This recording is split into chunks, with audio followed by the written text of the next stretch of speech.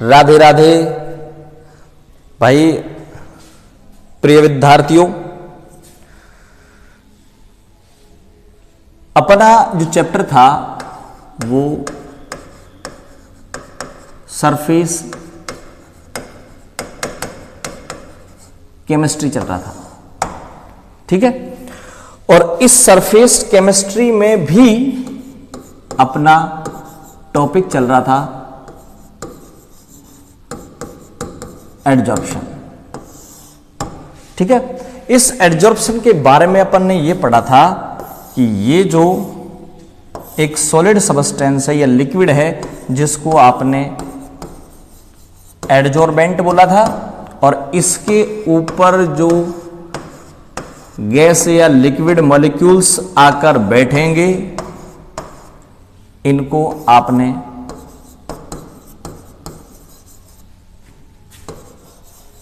Adsorbate बोला था। यानी ये आपके पास था अधिशोष्य और ये आपके पास था अधिशोषक। तो ध्यान दें, एक अधिशोषक और एक अधिशोष्य, और ये था एडजॉर्प्शन या अधिशोषण। अधिशोषण, ठीक है भाई। अब अपन क्या करते हैं, अपन ये देखते हैं कि कौन कौन से फैक्टर हैं जो इस एडजॉर्प्शन को प्रभावित करते हैं। तो अपन अब फैक्टर देखते हैं कौन कौन से हैं।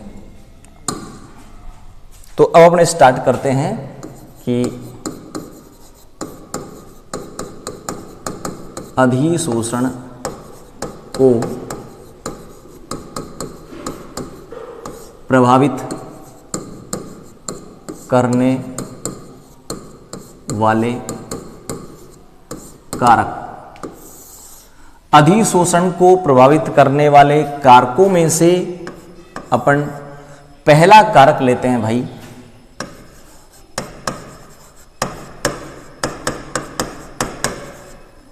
अधिशोषक की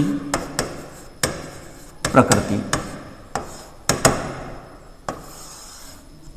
ठीक है भाई। सबसे पहले लेते हैं अपन अधिशोषक या एडजॉर्बेंट। देखो कुछ चीजें, नंबर एक, बिल्कुल चिकनी सतह,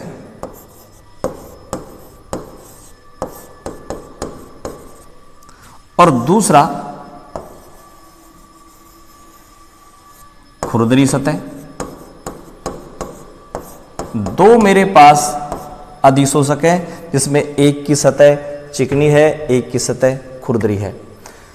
सपोज दीवार है, इस दीवार के ऊपर आप जब पानी फेंकेंगे तो दो कंडीशन आपको देखने को मिल सकती है। नंबर एक, अगर ये दीवार बिल्कुल चिकनी है, ठीक है, और इस चिकनी दीवार के ऊपर अगर आप पानी फेंकेंगे तो पानी कम रुकेगा, नीचे आ जाएगा, यानी अधिशोषण कम हो रहा है। और ये दीवार अगर खुरदरी है और फिर उसके ऊपर आप पानी फेंकें तो पानी की एक लेयर बन जाएगी। तो अधिशोषण ज्यादा होगा कब? जब खुरदरी सतह होगी, और अधिशोषण कम होगा कब? जब चिकनी सतह होगी, ठीक है भाई। अब खुरदरी सतह होने से होगा क्या भाई? खुरदरी सतह होने से यहां पर जो एक्टिव साइट है वो एक्टिव साइट इंक्रीज हो जाती है, मुक्त वैलेंसी इंक्रीज हो जाती है, जिसके कारण अधिशोषण बढ़ जाता है। तो पहली बात तो यह है कि अगर आपके पास एक तो चिकनी सतह है, एक खुरदरी सतह है, तो ध्यान रखना खुरदरी सतह में अधिशोषण ज्यादा होता है, ठीक है। दूसरी बात मैं यहां लेता हूं कि एक तो मान लीजिए ये आपके पास अधिशोषक है और मैं इसको पीस करके इसका पाउडर बना दो,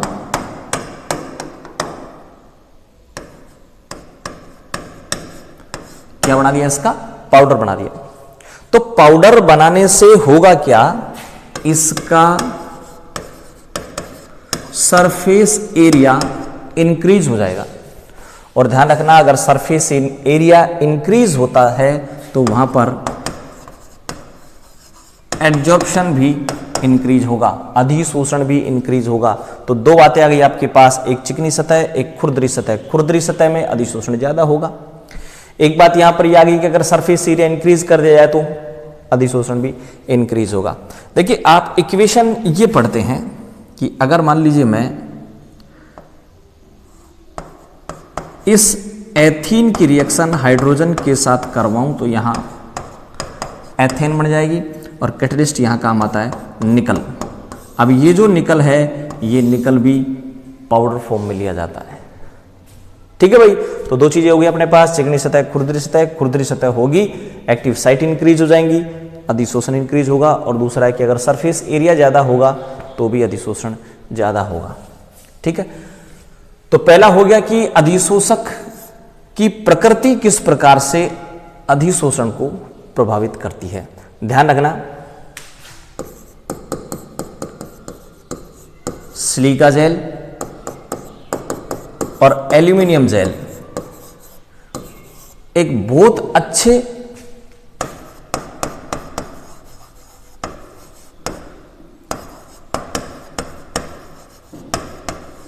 अधिशोषक हैं, excellent adsorbent. Silica gel, aluminium gel. उसका रीजन क्या है? इसका रीजन ये है कि ये दोनों ही पोरस स्ट्रक्चर रखते हैं और इसी पोरस स्ट्रक्चर के कारण इनका सरफेस एरिया बहुत ज्यादा हो जाता है। तो देखना, सिलिका जेल है, एल्यूमिनियम जेल है, ये दोनों के दोनों एक्सीलेंट एडजॉर्बेंट है, अच्छे अधिशोषक हैं। उसका रीजन यही है कि इनकी पोरस स्ट्रक्चर होती है, इस प्रकार से पोरस होती है, इस प्रकार से चिकनी नहीं होती। तो इसी पोरस स्ट्रक्चर के कारण इनका सरफेस एरिया इंक्रीज हो जाता है। तो पहला हो गया आपके पास अधिशोषक की प्रकृति। प्रभावित करने वाला जो दूसरा कारक अपन लेते हैं वो लेते हैं भाई टेम्परेचर।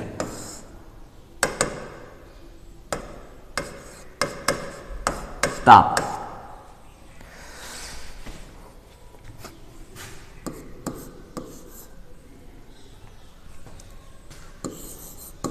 ये गैस है, ये सॉलिड है। ठीक है, इस गैस की बात करें तो ये गैस तो है आपके पास क्या, अधिशोष्य। इस सॉलिड की बात करें तो ये आपके पास क्या है, अधिशोषक। ठीक है, और जब ये गैस इस सॉलिड पर बैठ जाएगी तो आप इसे बोलेंगे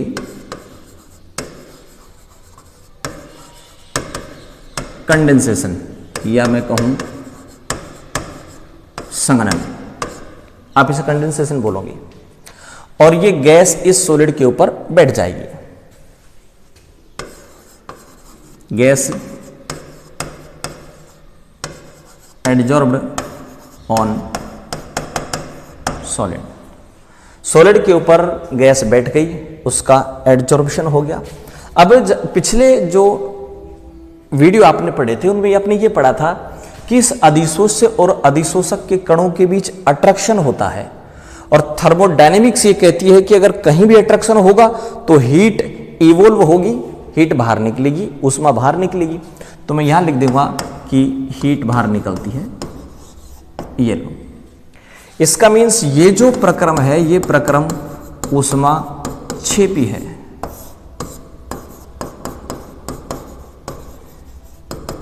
एक्सोथर्मिक है। ठीक है, और एक वैज्ञानिक अपने पास 11वीं क्लास में था,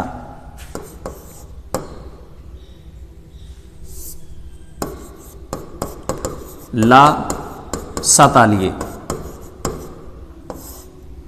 ये ला सातालिये ये कहता था कि यदि प्रक्रम एक्सोथर्मिक है, ऊष्माक्षेपी है, तो ध्यान रखना टेम्परेचर बढ़ाने पर एडजॉर्प्शन घटेगा। एक्सोथर्मिक अगर प्रोसेस हो तो टेम्परेचर बढ़ाने पर एडजॉर्प्शन घटता है।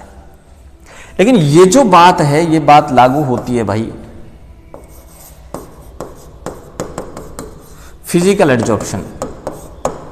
तो ध्यान रखना भौतिक अधिशोषण में, भौतिक अधिशोषण में या फिजिकल एड्जॉर्प्शन में टेम्परेचर इंक्रीज करने पर एड्जॉर्प्शन घटता है। उसका रीजन ये है कि जैसे मान लीजिए इस एड्जॉर्बेंट के ऊपर ये गैस बैठी हुई है और यहां पर आप टेम्परेचर इंक्रीज कर देते हैं तो ये जो बैठे हुए मॉलिक्यूल्स हैं वो हट जाएंगे यहां से, यानी प्रोसेस हो जाएगी कौन सी, वाष्पन की, अगर आप टेम्परेचर इंक्रीज कर देते हैं तो। ठीक है भाई, तो अगर टेम्परेचर कम रहा तो ये गैस सॉलिड पर बैठ जाएगी, कंडेंसेशन होगा, संघनन होगा, गैस एब्जॉर्ब हो जाएगी, हीट बाहर निकलेगी। और इसी समय अगर आप टेम्परेचर बढ़ा देते हैं तो वाष्पन प्रक्रिया होगी, गैस सॉलिड से हट जाएगी और एड्जॉर्प्शन घट जाएगा। ठीक है, अब मैं इन दोनों की बात करता हूं, फिजिकल और केमिकल जो एड्जॉर्प्शन है और वहां टेम्परेचर का क्या इफेक्ट पड़ता है, ध्यान देना। पहले मैं बात करता हूं फिजिकल एड्जॉर्प्शन की। फिजिकल एड्जॉर्प्शन में होता है क्या भाई कि यदि आप x/m के बीच और टेम्परेचर के बीच ग्राफ खींचें तो अभी आपने देखा था कि जैसे जैसे आप टेम्परेचर इंक्रीज करेंगे तो टेम्परेचर इंक्रीज करने पर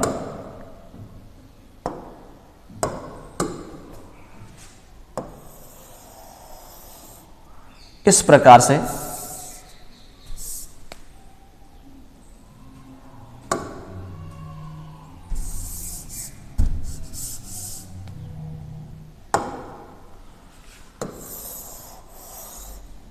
आपने क्या किया, x/m के बीच और टेम्परेचर के बीच ग्राफ खींचा। तो देखिए टेम्परेचर बढ़ाने पर x/m घटता है। अभी अपन ने देखा था कि टेम्परेचर जैसे जैसे आप इंक्रीज करेंगे अधिशोषण की मात्रा घटती जाएगी। अभी देख लिया आपने। तो ये जो ग्राफ है ये ग्राफ आता है किसके लिए, भौतिक अधिशोषण के लिए। तो ये भौतिक अधिशोषण का ग्राफ है जहां पर टेम्परेचर बढ़ाने पर अधिशोषण की मात्रा x/m घटती जाती है। दूसरा ग्राफ अपन यहां लेते हैं, वही x/m,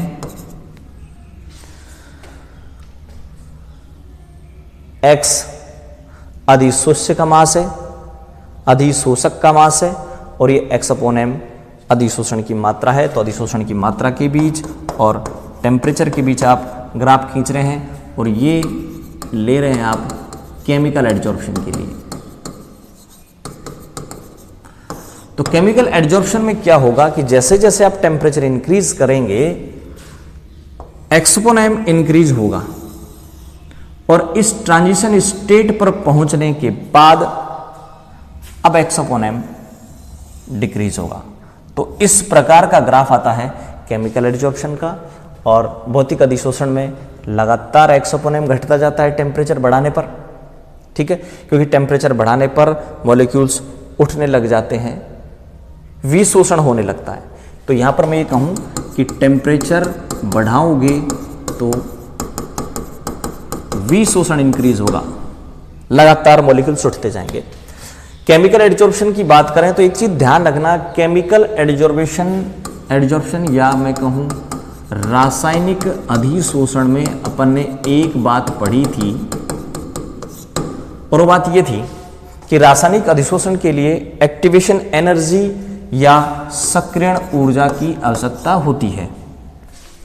तो जैसे जैसे आप टेम्परेचर इंक्रीज करते जाओगे ना x/m इंक्रीज होता जाएगा, क्योंकि स्टार्टिंग में यहां तक दी गई जो ऊष्मा है वो काम आ जाती है एक्टिवेशन एनर्जी के रूप में। क्योंकि स्टार्टिंग में इक्वेशन को चलाने के लिए, रिएक्शन को चलाने के लिए सक्रियण ऊर्जा की आवश्यकता होती है। तो स्टार्टिंग में दिया गया टेम्परेचर सक्रियण ऊर्जा के रूप में काम आ जाता है।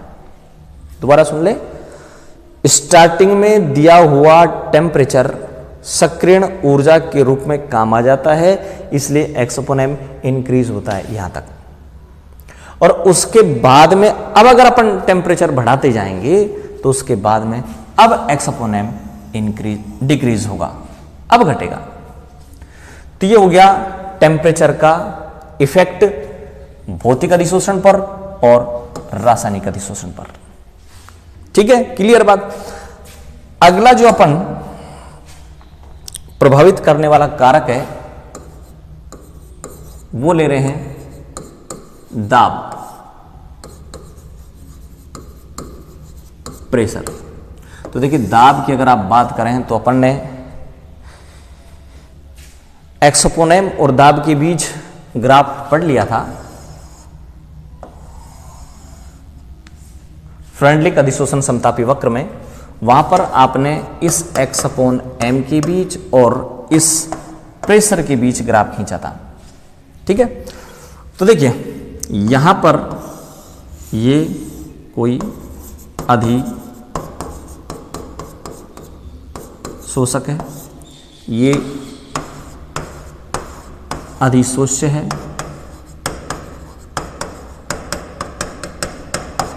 ठीक है।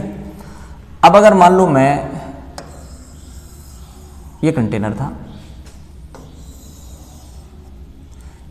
और इस कंटेनर में यहां पर मैं प्रेशर इंक्रीज करूं, तो प्रेशर इंक्रीज करने पर क्या होगा कि ये जो गैस के मॉलिक्यूल्स हैं वो गैस के मॉलिक्यूल्स इस पर बैठते जाएंगे। यानी प्रेशर बढ़ाने पर एडजॉर्प्शन बढ़ रहा है, प्रेशर बढ़ाओ दाब बढ़ाओ अधिशोषण बढ़ता है। ठीक है, लेकिन कब तक बढ़ेगा ये?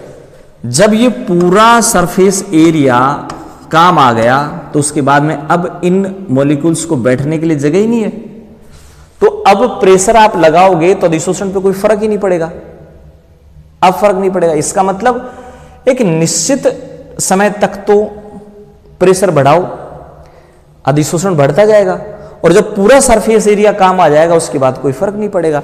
यानी आप प्रेशर बढ़ाओगे तो x/m का जो मान है वो देखो इंक्रीज होता जा रहा है। प्रेशर बढ़ाओ x/m इंक्रीज होता जा रहा है। पूरा सरफेस एरिया जब काम आ जाएगा तो उसके बाद यहां से लेकर यहां तक कोई फर्क नहीं पड़ रहा। यहां अपन ने पढ़ा था कि x/m p⁻0 की डायरेक्ट प्रोपोर्शनल है, यानी x/m प्रेशर पे डिपेंड कर ही नहीं रहा। तो ध्यान रखना, यहां से लेकर के मैं यहां तक की बात करूं तो x/m इंक्रीज होगा प्रेशर इंक्रीज करने पर। तो ध्यान रखना, अगर आप दाब बढ़ाते जाएंगे तो अधिशोषण की मात्रा बढ़ती जाएगी, लेकिन एक निश्चित प्रेशर के बाद ये रहा वो प्रेशर, और इसे बोलेंगे आप PS, और ये PS था संतृप्ति दाब, और ये जो स्थिति है वो स्थिति कहलाएगी संतृप्त अवस्था। ठीक है भाई, तो पूरा सरफेस एरिया जब कवर हो जाएगा उसके बाद प्रेशर का कोई इफेक्ट नहीं पड़ेगा। तो ये हो गया दाब।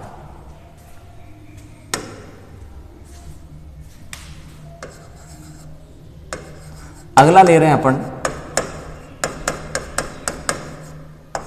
अधिशोष्य की प्रकृति।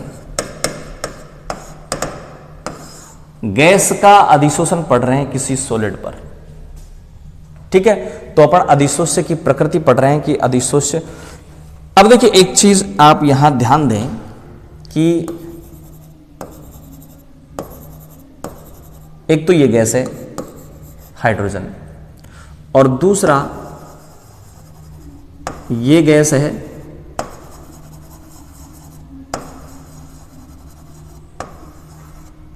SO2। तो SO2 का जो मॉलिक्यूल्स है वो हाइड्रोजन के कंपैरिजन में थोड़ा बड़ा है, इसका मास ज्यादा है, इसका मास कम है। अब अगर मान लो आप इनके बैठने की टेंडेंसी की बात करें तो ये हल्के पार्टिकल हैं, बैठने की प्रवृत्ति कम होगी, टेंडेंसी कम होगी। ये भारी पार्टिकल हैं, बैठने की टेंडेंसी ज्यादा होगी। तो मैं सीधी बात यहां पर ये बोलूं कि यहां पर एडजॉर्प्शन ज्यादा होगा बजाय हाइड्रोजन के। ठीक उसी प्रकार की बात हो गई कि जैसे मान लीजिए एक तो ये कोई पर्सन दौड़ रहा है और एक ये कोई पर्सन दौड़ रहा है। ये पर्सन दौड़ लगा रहा है, 40 किलो का है, 40 किलो का आदमी भाग रहा है। और एक ये दूसरा जो पर्सन है वो 200 किलो का है, ये 200 किलो का आदमी भाग रहा है। तो सीधी बात है, इस रेस में अगर आप थोड़ी देर बाद में देखेंगे तो ये देखेंगे कि 200 किलो का जो आदमी है वो थोड़ी दूर चल करके भाग करके नीचे बैठ जाएगा। सही है ना बात? कारण बहुत मोटा है। तो जितना ज़्यादा मोटा होगा पार्टिकल उतना उसका बैठने की टेंडेंसी उतनी ज़्यादा होगी। ठीक है, तो ये तो अपन एक रफली आइडिया लगा रहे हैं।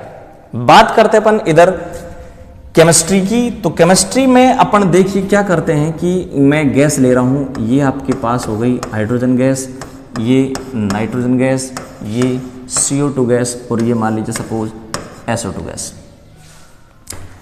अब मैं यहां लेता हूं इनका CT क्रिटिकल टेम्परेचर, और इनका जो क्रिटिकल टेम्परेचर है वो मान लीजिए हाइड्रोजन का 33 केल्विन है। इस नाइट्रोजन की बात करें तो इस नाइट्रोजन का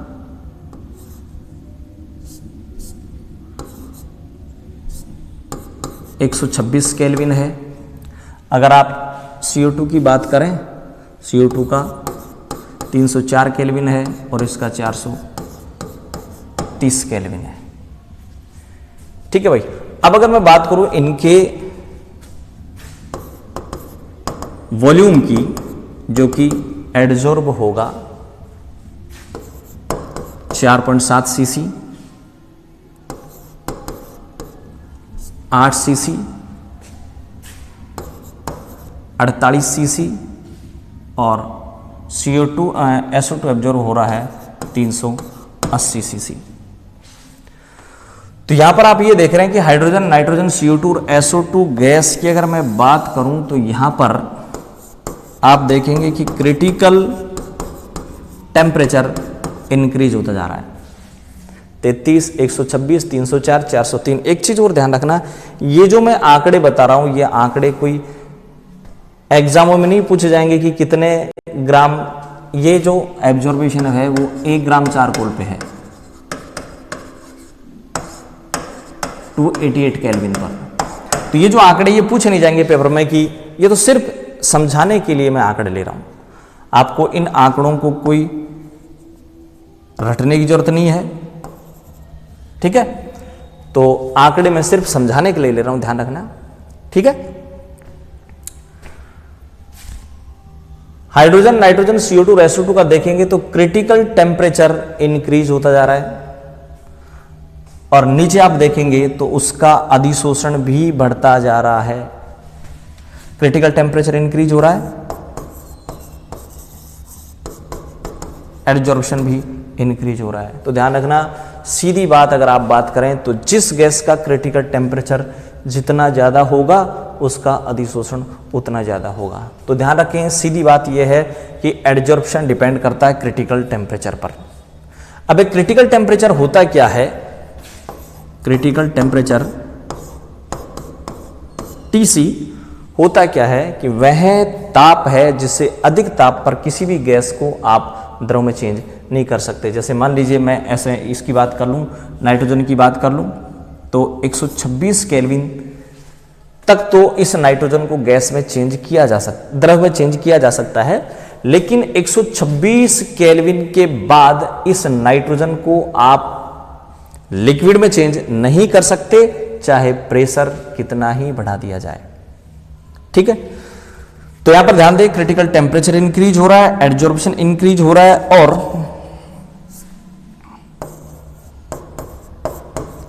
द्रवित होने की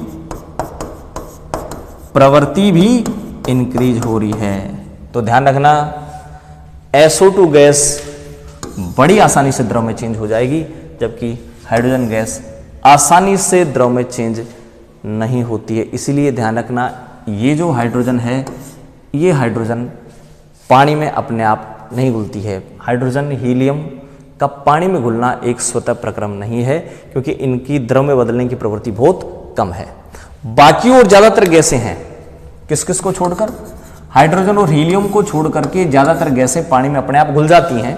उसका रीजन ये है कि उनका क्रिटिकल टेम्परेचर ज़्यादा होता है, उनका एडजॉर्प्शन ज़्यादा होगा, द्रवित होने की टेंडेंसी ज़्यादा होगी। ठीक है, ये हो गया अधिशोष्य की प्रकृति। सिंपल याद रखें कि जिस गैस की द्रवित होने की प्रवृत्ति ज़्यादा होगी, नीचे बैठने की प्रवृत्ति ज़्यादा होगी, क्रिटिकल टेम्परेचर ज़्यादा होगा, उसका अधिशोषण भी ज़्यादा होगा।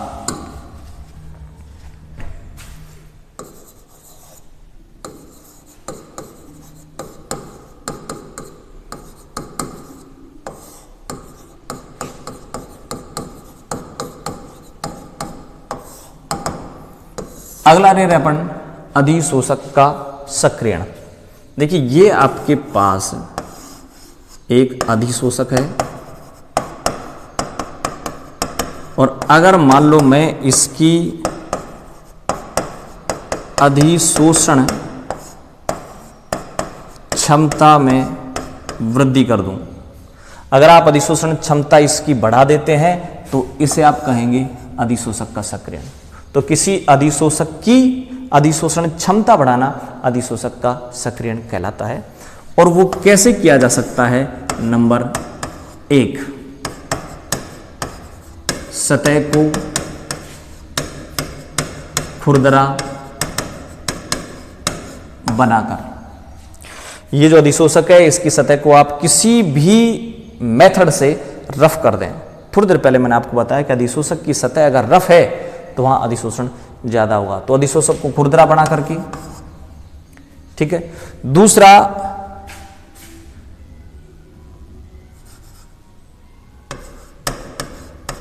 चूर्ण बनाकर कैसे? अगर मान लीजिए मैं इसको पाउडर फॉर्म में कर देता हूं तो क्या होगा? इसका सरफेस एरिया इंक्रीज हो जाएगा और सरफेस एरिया इंक्रीज हो जाने से एडजॉर्प्शन भी बढ़ता है। दो तरीके हुए, सतह को खुरदरा बनाकर, दूसरा चूर्ण बनाकर, और तीसरा है निर्वात में आसवन करके। इस अधिशोषक में बहुत सारी गैस, नमी वो अधिशोषित है।